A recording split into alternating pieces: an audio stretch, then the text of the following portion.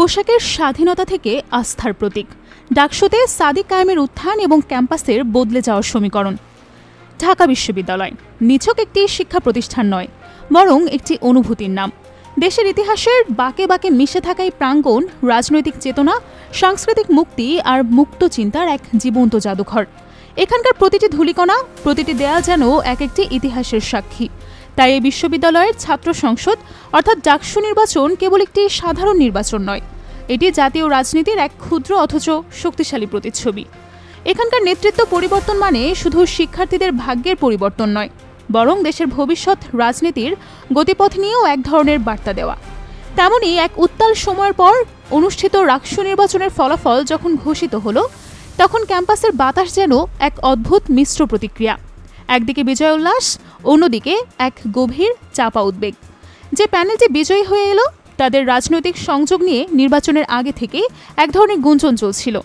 বিশেষ করে ছাত্র শিবিরের সমর্থনপুষ্ট হিসেবে একটি কথা বাতাসে ভাসছিল, যা ক্যাম্পাসের প্রগতিশীল এবং উদারপন্থী অংশের মধ্যে এক ধরনের অস্বস্তি তৈরি করেছে। এই জয়ের পর সেই অস্বস্তি পরিণত হলো এক সুস্পষ্ট আশঙ্কায়।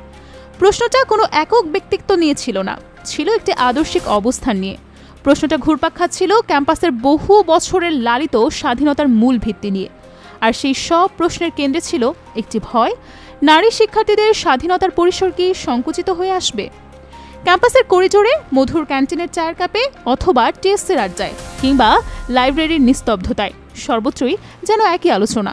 নতুন নেতৃত্ব কি পোশাকের উপর কোনো বিধিনিষেধ আরোপ করবে? সাংস্কৃতিক কর্মকাণ্ডে কি কোনো ধরনের অদৃশ্য নিয়ন্ত্রণ আসবে? মেয়েদের স্বাধীনভাবে চলাফেরার সেই চিরচেনা পরিবেশটা কি আর আগের মতো থাকবে? এই প্রশ্নগুলো কোনো কল্পনা ছিল না, ছিল এক বাস্তব উদ্বেগ। কারণ ঢাকা বিশ্ববিদ্যালয়ের আত্মা তার উদার নৈতিক পরিবেশে এখানে শুধু জ্ঞানের চর্চা হয় না, ব্যক্তি স্বাধীনতারও চর্চা হয়। সেই স্বাধীনতার উপর যে কোনো ধরনের হস্তক্ষেপের আশঙ্কা তাই এখানকার শিক্ষার্থীদের জন্য ছিল একটা বিরাট ধাক্কার মতো। এই থমথমে এবং কিছুটা অনিশ্চিত পরিবেশের মধ্যেই আলোচনার কেন্দ্রে উঠে এলেন একজন, ডাকসুর নবনির্বাচিত ভিপি সাদিক কায়েম। সবার দৃষ্টি তখন তার দিকেই। তিনি কি বলবেন? তার প্রথম পদক্ষেপ কি হতে পারে? ক্যাম্পাসের এই চাপা উদ্বেগ নিরসনে তিনি কি কোনো বার্তা দেবেন, নাকি তার নীরবতা এই আশঙ্কাকেই আরও ঘনীভূত করবে? তার প্রতিটি পদক্ষেপ, প্রতিটি কথা এখন মাইক্রোস্কোপের নিচে। বিশেষ করে নারী শিক্ষার্থীরা অধীর আগ্রহে অপেক্ষা করছিল একটি স্পষ্ট নির্দেশনার জন্য। তাদের পোশাক, ব্যক্তির স্বাধীনতা, এই মৌলিক বিষয়গুলো নিয়ে নতুন ভিপির অবস্থানটা ঠিক কী, সেটা জানার জন্য গোটা ক্যাম্পাসে যেন কান পেতেছিল। এই টানটান উত্তেজনার মধ্যে এলো সেই মুহূর্ত। আমাদের হাতে থাকা একটি বিস্তারিত রিপোর্ট বলছে, ভিপি সাদিক কায়েম এই নীরবতা ভাঙতে খুব বেশি সময় নেননি। এই মুহূর্তে একটি জোরালো এবং দ্ব্যর্থহীন বার্তা দেওয়া কতটা জরুরি। রিপোর্টটিতে তার একটি সাক্ষাৎকারের কথা উল্লেখ করা হয়েছে, যা খুব অল্প সময় ক্যাম্পাসের আলোচনার মোড় ঘুরিয়ে দেয়। সেই সাক্ষাৎকারে তিনি যে কথাগুলো বলেছিলেন তা ছিল অপ্রত্যাশিতভাবে বলিষ্ঠ এবং অনেকের কাছেই ছিল একটা বড় স্বস্তির কারণ। তিনি বিতর্কের সবচেয়ে স্পর্শকাতর বিষয়টি দিয়ে শুরু করেছিলেন, নারী শিক্ষার্থীদের পোশাকের স্বাধীনতা। এই বিষয়ে কোনো প্রকার রাগঢাক না করে সাদিক কায়েম তার অবস্থান পরিষ্কার করেন। বলেন, দেখুন, ঢাকা বিশ্ববিদ্যালয় তো একটা নানান ভাবনা, নানান সংস্কৃতির জায়গা। এই একটি বাক্যই তিনি বিশ্ববিদ্যালয়ের মূল চেতনার প্রতি তার সম্মান প্রদর্শন করেন। তিনি বোঝাতে চান এই বৈচিত্র্যই ঢাকা বিশ্ববিদ্যালয়ের শক্তি। এরপর তিনি যোগ করেন, এই বৈচিত্র্যময় পরিবেশে প্রত্যেক শিক্ষার্থীর সমান অধিকার রয়েছে। তার কথার সবচেয়ে শক্তিশালী অংশ ছিল পোশাকের ব্যক্তিগত পছন্দের স্বাধীনতার স্বীকৃতি। তিনি দ্ব্যর্থহীন ভাষায় ঘোষণা দেন, কে হেজাব পরবে আর কে হয়তো আধুনিক কোনো পোশাক পরবে, সেটা সম্পূর্ণই তার নিজের বিষয়। এই কথাটি কেবল সাধারণ বিবৃতি ছিল না, এটি ছিল সেসব আশঙ্কার মূলে সরাসরি কুঠারাঘাত, যা নিয়ে গত কয়েকদিন ধরে ক্যাম্পাস উত্তাল ছিল। তিনি শুধু ব্যক্তিগত পছন্দের কথাই বলেননি, বরং এই পছন্দের জায়গায় বাইরে থেকে যে কোনো ধরনের চাপ বা হস্তক্ষেপের ধারণাকেই নাকচ করে দিয়েছেন। তবে ক্যাম্পাসের রাজনীতি শুধু একটি বা দুটি ইস্যুতেই সীমাবদ্ধ না। পোশাকের স্বাধীনতার বিষয়টি গুরুত্বপূর্ণ হলেও নারী শিক্ষার্থীদের দৈনন্দিন জীবন আরও অনেক জটিল সমস্যায় পরিপূর্ণ। নিরাপত্তা, আবাসন সংকট, স্বাস্থ্যসম্মত পরিবেশ, এই বিষয়গুলো তাদের জন্য আরও বেশি বাস্তব। নির্বাচনের আগে সাদিক কায়েমের প্যানেল এই সব বিষয় নিয়ে অনেক প্রতিশ্রুতি দিয়েছেন। এখন প্রশ্ন ছিল, পোশাকের স্বাধীনতার মতো একটি স্পর্শকাতর বিষয়ে এমন বলিষ্ঠ অবস্থান নেওয়ার পর সেই নির্বাচনী প্রতিশ্রুতিগুলোর কি হবে? সেগুলো কি কেবলই কথার কথা হয়ে থাকবে, নাকি বাস্তবেও প্রতিফলন দেখা যাবে? আমাদের হাতে থাকা রিপোর্টটি এই বিষয়েও আলোকপাত করেছে। সাদিক কায়েম তার এই নির্বাচনী জয়কে কেবল একটি সাধারণ জয় হিসেবে দেখতে নারাজ। তিনি এটিকে তাদের বিরুদ্ধে দীর্ঘ সময় ধরে চলা অপপ্রচারের একটি জবাব হিসেবে দেখছেন। তার এই কথা থেকে বোঝা যায় তাদের রাজনৈতিক অবস্থান নিয়ে যে নেতিবাচক ধারণা প্রচলিত ছিল সে সম্পর্কে তিনি পুরোপুরি ওয়াকিবহাল এবং তিনি কাজের মাধ্যমে সেই ধারণা ভাঙতে চান। তিনি জোরের সাথেই বলছেন তার প্যানেল শুরু থেকেই নারী শিক্ষার্থীদের অধিকার, তাদের নিরাপত্তা এবং একটি নিরাপদ ক্যাম্পাসের প্রতিশ্রুতি দিয়েই নির্বাচনে মাঠে নেমেছেন। এই কথাগুলো যে ফাঁকা বলে ছিল না তার প্রমাণ করার একটি তাগিদ তার এবং তার প্যানেলের মধ্যে ছিল বলেই রিপোর্টটি ইঙ্গিত দেয়। বিশেষ করে গত 1 বছরে ক্যাম্পাসের রাজনীতিতে বড় ধরনের পরিবর্তন আনা জুলাই বিপ্লবের পর তাদের কার্যক্রমে বার্তা দেওয়ার চেষ্টা করেছে যে তারা প্রতিশ্রুতি বাস্তবায়নে আন্তরিক।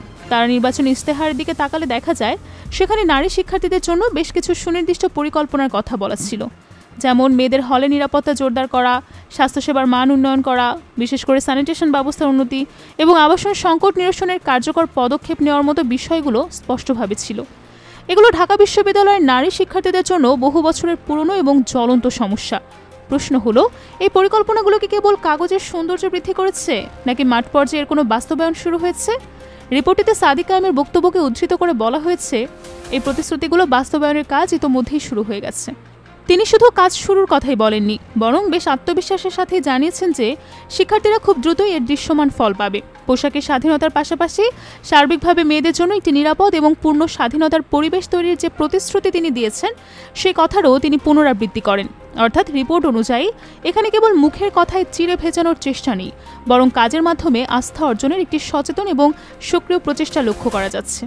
এখন সবচেয়ে বড় প্রশ্নটি হলো, এই সব কথা, এই সব প্রতিশ্রুতি এবং কাজের উদ্যোগকে শিক্ষার্থীরা কিভাবে অ্যাকসেপ্ট করছে? বিশেষ করে নারী শিক্ষার্থীরা, যাদের উদ্বেগ ছিল সবচেয়ে বেশি, তারা কি সাদিক কায়েমের কথায় আস্থা রাখতে পারছে? রিপোর্ট অনুযায়ী এই জায়গাতেই গল্পটি একটি চমকপ্রদ মোড় নিয়েছে। নবনির্বাচিত ভিপি সাদিক কায়েম নারী শিক্ষার্থীদের কাছ থেকে কেবল সাড়াই পাচ্ছেন না, প্রশংসাও পাচ্ছেন। অনেক শিক্ষার্থী ভাবছে নির্বাচনের আগে তিনি যা যা প্রতিশ্রুতি দিয়েছিলেন সেগুলো সত্যি সত্যি বাস্তবায়নের জন্য আন্তরিকভাবে চেষ্টা করছেন। এই ধারণাটি ধীরে ধীরে ক্যাম্পাসে ছড়িয়ে পড়তে শুরু করেছে। এখানে রিপোর্টটি একটি অত্যন্ত আকর্ষণীয় পর্যবেক্ষণ তুলে ধরেছে। শিক্ষার্থীরা তাকে এখন আর শুধু একজন নির্বাচিত নেতা হিসেবেই দেখছে না, তারা তাকে নিজেদের কণ্ঠস্বর হিসেবেও ভাবতে শুরু করেছে। তাহলে কি বলা যায় যে ক্যাম্পাসে সাদিক কায়েমের জনপ্রিয়তা বাড়ছে? এই ইতিবাচক ধারণাটি কেবল একটি নির্দিষ্ট গোষ্ঠীর মধ্যে সীমাবদ্ধ নাকি তা সার্বিকভাবে ছড়িয়ে পড়েছে? রিপোর্টে এই বিষয়ে বেশ নির্দিষ্ট তথ্যই দিচ্ছে। বলা হয়েছে বর্তমানে ঢাকা বিশ্ববিদ্যালয় ক্যাম্পাসে সাদিক কায়েমের জনপ্রিয়তা তুঙ্গে। এর পেছনে কয়েকটি নির্দিষ্ট কারণকেও চিহ্নিত করা হয়েছে। প্রথমত, তার নেতৃত্বে স্বচ্ছতা আনার একটি প্রচেষ্টা। দ্বিতীয়ত, বিভিন্ন ইস্যুতে তার সাহসী এবং আপোষহীন অবস্থান। এবং তৃতীয়ত, যা সবচেয়ে বেশি গুরুত্বপূর্ণ, নারী শিক্ষার্থীদের সমস্যা ও অধিকার নিয়ে তার দৃশ্যমান আন্তরিকতা। তবে এখানে আরও গভীর কিছু প্রশ্ন লুকিয়ে আছে। ঢাকা বিশ্ববিদ্যালয়ের মতো একটি বৈচিত্র্যময় এবং রাজনৈতিকভাবে স্পর্শকাতর একটি প্রতিষ্ঠানে, যেখানে ব্যক্তিগত স্বাধীনতার মতো বিষয়গুলো নিয়ে খুব সহজেই বিতর্ক তৈরি হতে পারে, সেখানে একজন ছাত্রনেতা যার রাজনৈতিক প্রেক্ষাপট নিয়ে নির্বাচনের আগে এত প্রশ্ন এবং উদ্বেগ ছিল, তিনি ঠিক কোন জাদু বলে বা কোন কৌশলে এত দ্রুত শিক্ষার্থীদের, বিশেষ করে নারী শিক্ষার্থীদের একটি বড় অংশের আস্থা অর্জন করে ফেললেন? আলোচনার কেন্দ্রবিন্দুতেই বা তিনি কিভাবে চলে এলেন?